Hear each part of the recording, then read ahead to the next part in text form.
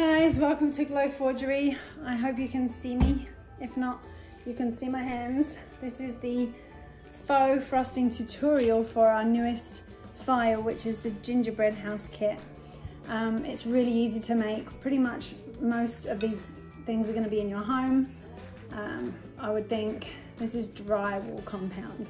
This is just lightweight spackle. Doesn't feel that lightweight, but it's called lightweight. It is about a dollop is all I'm gonna make because I actually have enough left. I really don't need any more, so I'm just gonna make this to show you guys.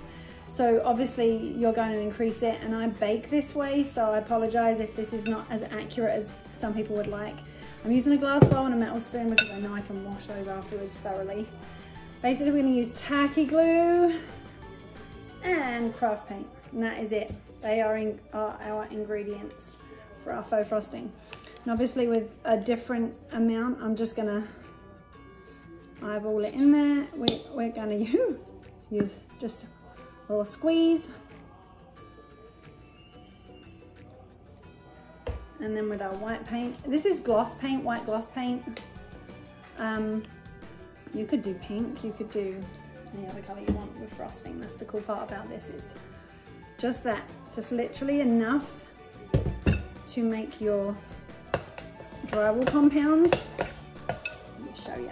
It's literally enough to make it mix into a very soft, not lumpy consistency. You need to get all the wonderful chunks and lumps out that can happen in drywall.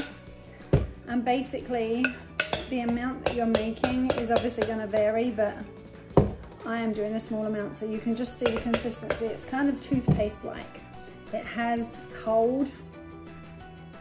It holds on enough, not too much. You don't want it too thick because you won't be able to pipe it.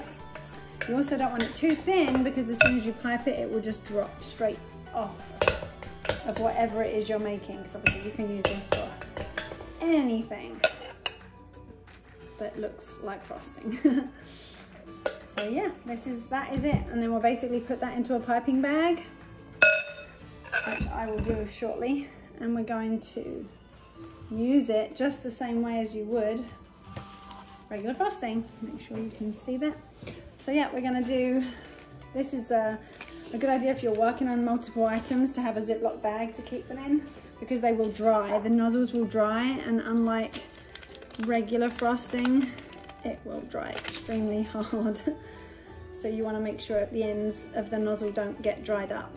Now I don't know how I'm going to do this window yet. I'm just going to try it out. Yeah, just make sure that you've got frosting freely piping, that you've got no dried frosting on the nozzle, because that will affect the way it comes out.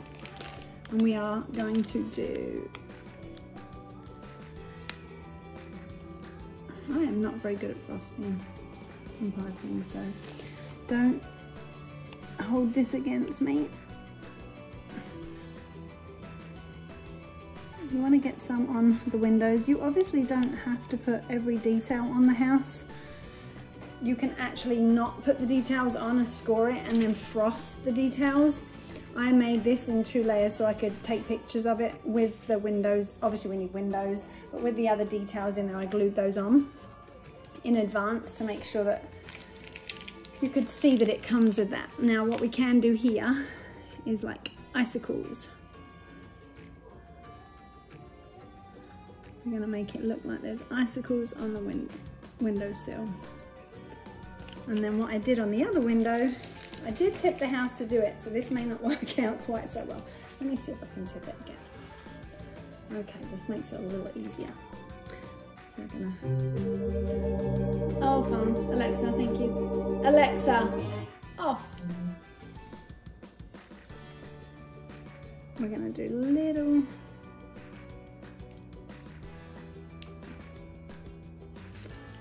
If you can see that.